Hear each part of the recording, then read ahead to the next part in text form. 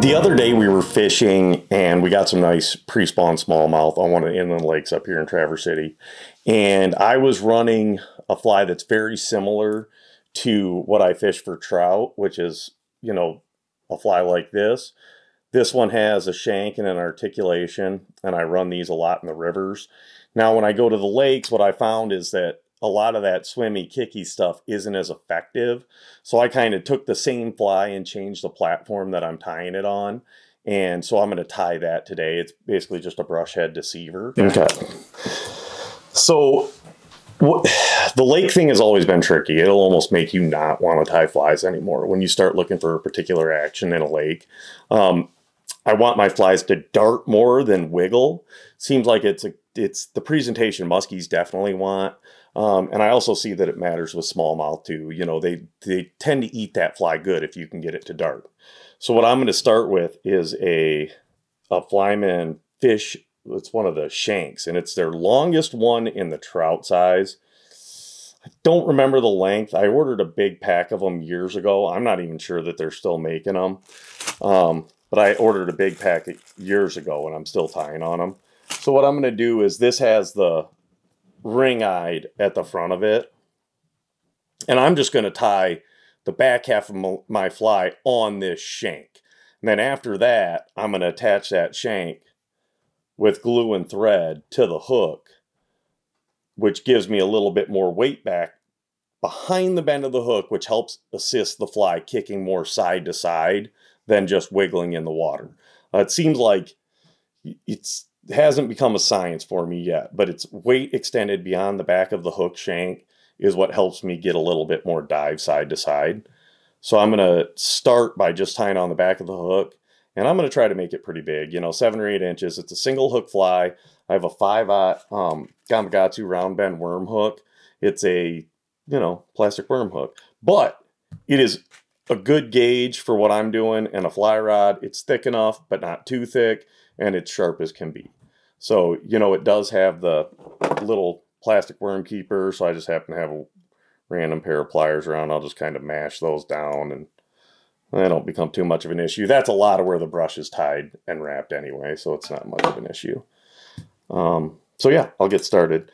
Using heavy thread, this is Danville 210, and I'm just going to cinch the back of the wire kind of together. And I try to keep this where there's not a ton to it, because I'm going to go through some, and I want to be able to keep them to where I'm not spending an hour per fly. It might take me a while, but hopefully not an hour. Another advantage to tying off the back of a shank like this and having it way behind the hook is that you can take your fly, make it long with tails, and you don't have to worry about the tails wrapping the back of the hook, because it's so far extended beyond your hook point that it'll survive just fine. I kind of got my tails measured up. The first thing I'm going to do, though, is tie in a little white bucktail on the bottom. Olive and white's pretty staple for me. Chartreuse and white, olive and yellow, you can kind of mix them up. So, don't need a ton of this. If you can thin out the amount of bucktail you're using while you're tying your fly, you're just going to make a fly that's a little easier to cast. So, if you can keep that kind of in mind while you're tying, it's going to save you a lot more effort when you're casting. It'll save you energy. And the thing is, when we're bombing kind of the areas we're bombing, where it's like you're gonna make a lot of casts in the day, it's pretty important to have something you can cast for a while with ease. You're gonna have wind, you're gonna have a lot. So wherever you can lighten it up just a little bit, it's gonna save you in the long run. So we'll kind of let that bucktail flare a little up front. Build it up for the body, and there's just your little white belly. Whatever. Sometimes it helps if you're really worried about keeping the bucktail in place to kind of spread the fibers, and get some wraps in there. These shanks are pretty thin, but it doesn't really matter because you don't have any hook back behind there. So you don't have to worry as much about the connection on it or it bending out or breaking, or, it doesn't really matter because you're just doing what you're doing with the, it's all basically coming from It's your front hook that matters, and this is just kind of an extension off that front hook. So we'll measure, man. It'll end up about 7 or 8 inches. A lot of the length you get on these flies is just going to be based on the tail length. So I'm just going to put 2 back there. I've messed with more feathers. You know, it kind of seems to me that the less you put back there, the more it's going to kick and assist you in your presentation, because you need less drag in the back of the fly. The less it drags, the more it's willing to help that weight that's behind the hook kick. At least that's what I think and what I've kind of seemed to see. But I'm sure everybody's got a different strategy when they're trying to do it, or a lot of people do, but that's kind of what I've noticed. I'm going to do a little bit of flash in the back. This is some polar flash, pearlish, whatever. I don't do a ton of flash, but I don't mind a little. So I'm just going to kind of do 2-3 strands aside in the back.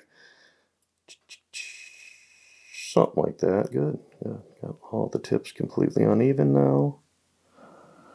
There we go. Stack it in there. And I'm just going to kind of lay this on top. Like I said, I'm not worried about everything being perfect. The performance in the water and the fact that you're tying a durable fly is what matters more to me than anything. So by tying some of that bucktail in like I did, it helps it kind of keep it in place. And it'll last a little longer for you. The nice thing that I found with like a lot of these brush head type flies is they are extremely durable, you know, so you can catch. I mean, I've had clients come down to Arkansas running those brushes, and I mean, you can catch 20 fish on one fly and it doesn't fall apart. You know, some of the double deceivers out there, they're blowing up after a fish or two. You know, it doesn't make much sense. You know, when it comes to it, I'm pretty lazy tying. You know, I want to be able to have a fly that lasts, hopefully till someone throws it in the tree, or that it just lasts forever. And it seems like I've been able to do that with a bunch of these, with these brush heads. So I keep at it. Sometimes, like, if they get mangled quite a bit, the brush will kind of slide up and down, and you can just replace that pretty easy. I've been known to tie more tail feathers on in a pinch, too. So the big thing with bucktails, kind of thin out as much as you can. That's not the length you're going to use. I have no problem, like, grabbing the tips and evening them up while I'm tying them, too. So it's, you know, you're just kind of working on it, making it even. You know, I spent years tying dry flies, and, you know, everything on that is proportion and keeping everything kind of cleaner and less wraps, everything else. When you're doing these bigger streamers, 7-8 inch things, you know, there's a lot less emphasis on precise proportions. And, you know, you want to make the body look right, but you can get away with a little bit more, that's for sure. So I'm just gonna, that bucktail I just took out of the pack, and it's not nearly as hollow as I thought it would be, but it'll be fine. We'll make it work. So then I'm just gonna have a big ball of whatever there. Doesn't really matter. Chop it off. These are really ancient scissors, but they're the Dr. Slick hair scissors. They are really sharp out of the pack. These are about 3 years old, and I've cut wire and about everything else with it. So they're not as sharp as they once were, but they're actually great for tying bigger stuff. Then I'm just going to start kind of filling in the hook shank now. Like, that's a big thing. I don't want to use, I'm going to try to use as few clumps of bucktail as I can to get this fly to have the profile I want. And I'm filling it in with some polar chenille here, more on the back. And I'll be using this in a couple of, well, there goes a little chunk. But this is just olive, you know, kind of match whatever color you want to use. It doesn't matter. You're covering it up with your bucktail anyway. So I'm just going to kind of tie it in and get a few wraps in. And then hopefully I can get it up there enough. It's just a filler. It doesn't really matter. It's just get it, whap it in there so you don't have bare hook showing, or shank in this case. And I'm going to cover up quite a bit, 5-6 wraps, whatever.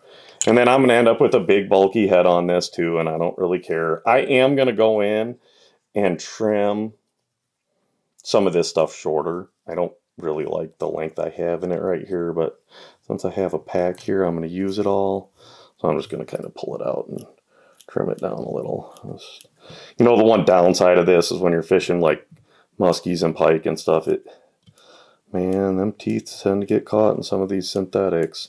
Seems like you can pull easier through with the buck hair and the feathers, but just try to keep it limited to the amount you got on there. No big deal. It's a little UV something. I don't know if that matters or not, but oh, whatever.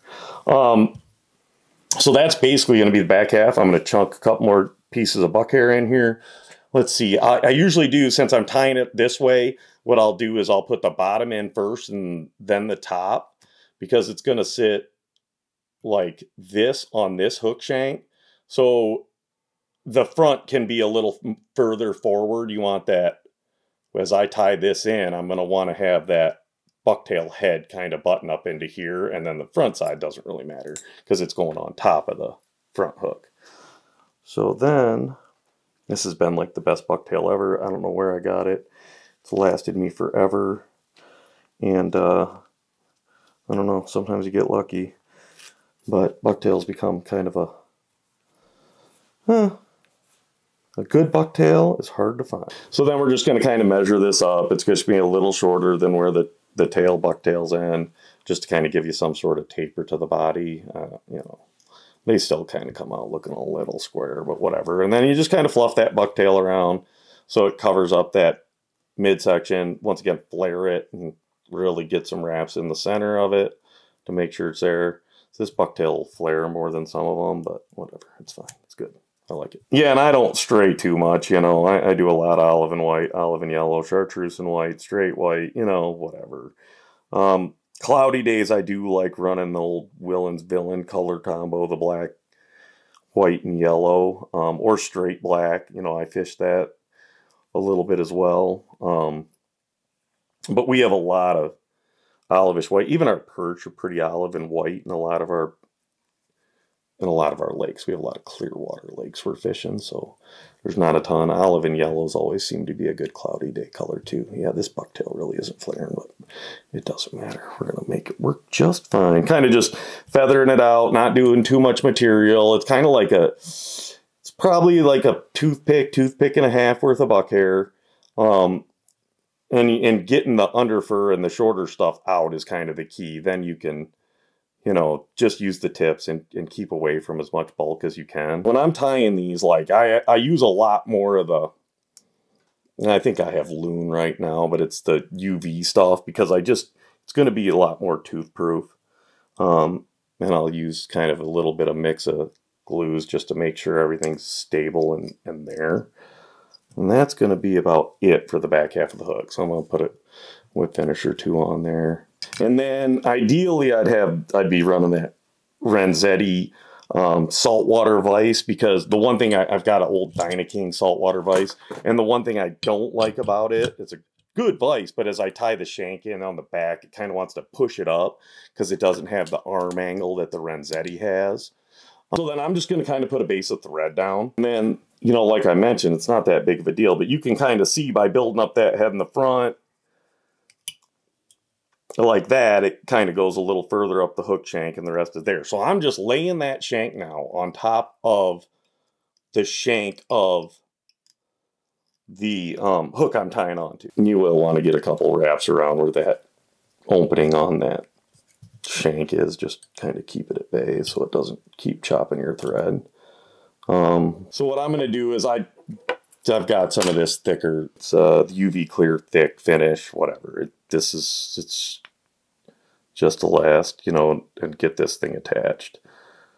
And I'm just going to paint this on pretty thick so that shank is there. And I guess the UV stuff's nice because you can just jam it and clear it pretty quick. But it gives you the ability too to make like a long fly, you know, single hook or not.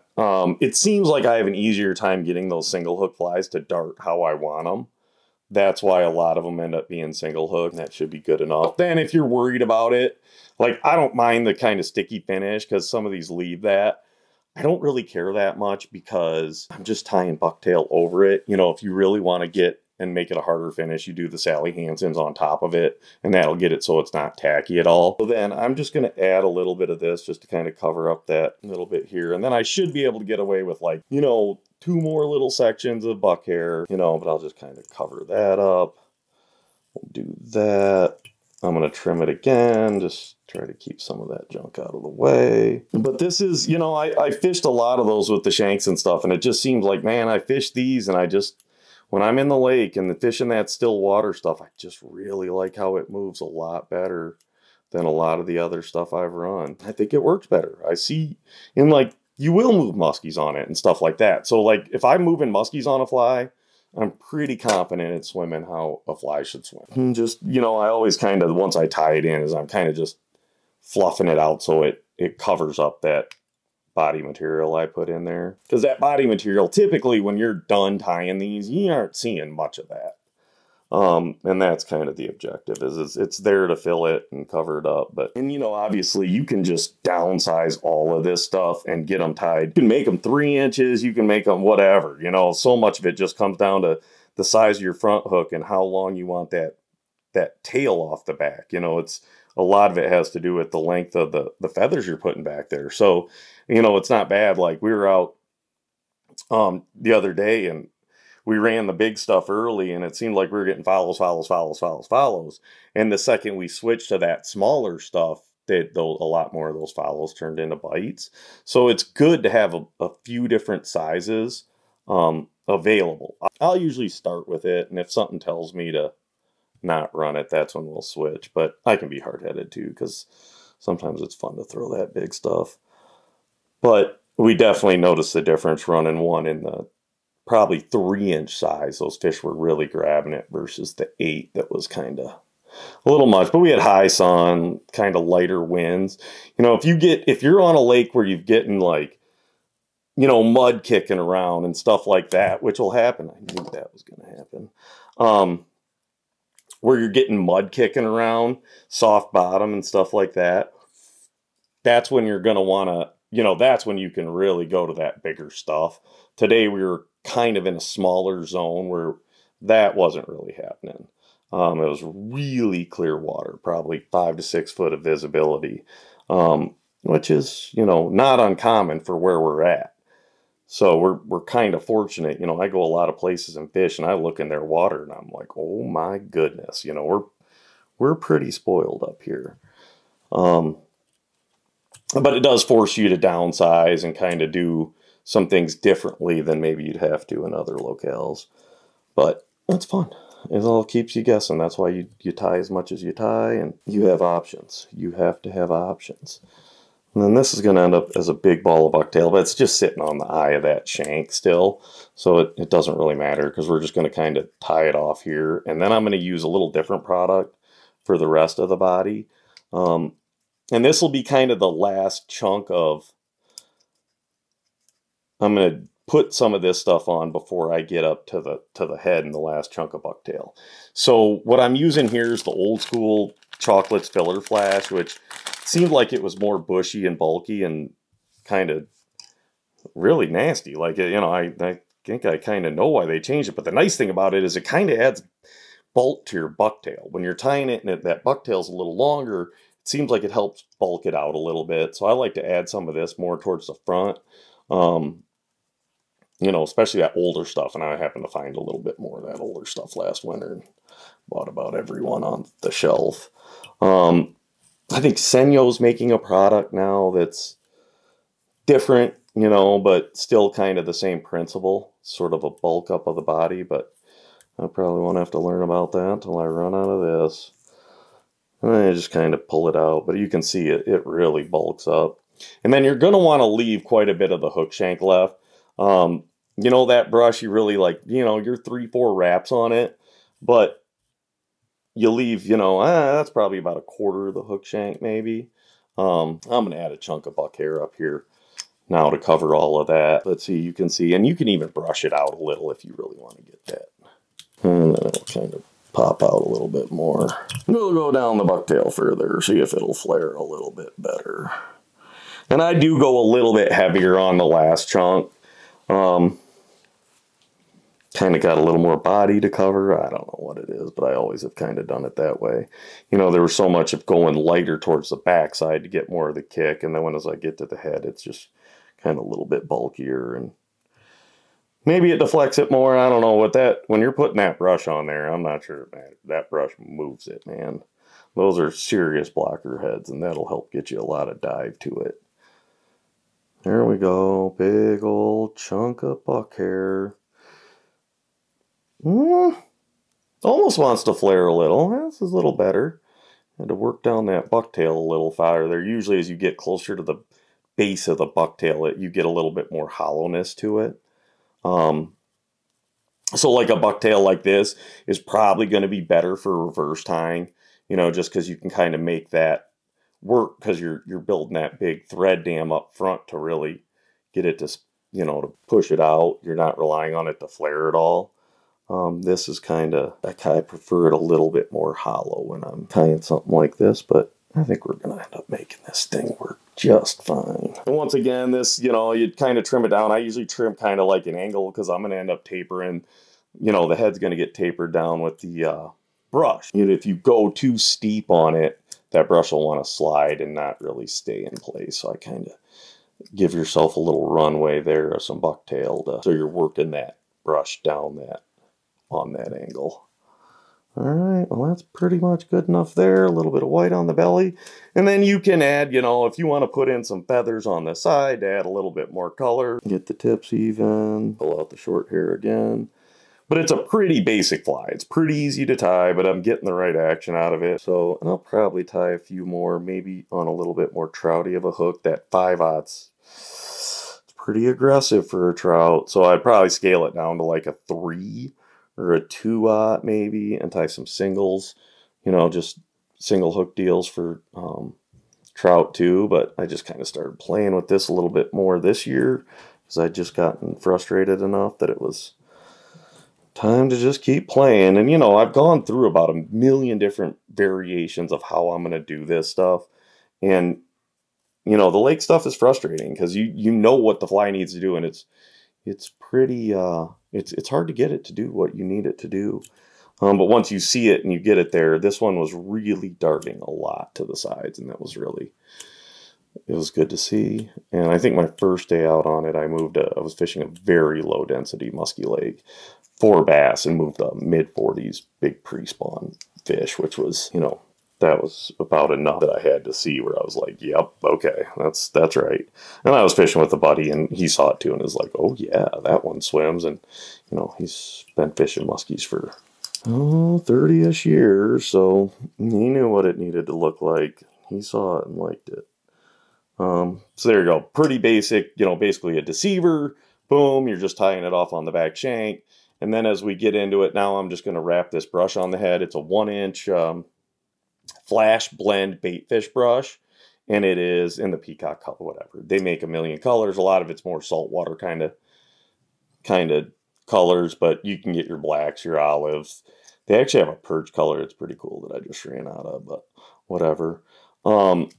3-4 wraps is about all you need. The 1-inch, you know, they make them 2, 3, 4, and 5. Oh boy, 1, it seems like it's been plenty for what I do, you know, and I'm just going to give it, looks like it'll end up taking about 4 wraps, which is fine. That's about right. It might spin on you a little, but that's okay, because you know, typically I just brush it out anyway and get it, you know, to kind of, and if you want it shorter or you're making a smaller fly, typically I trim it before I tie it in, but this, it seems like that one's about right. I might trim it just a touch. But you kind of built that, see, and this is why my scissors are dull. But I built that head kind of down so you get some sort of natural taper with it.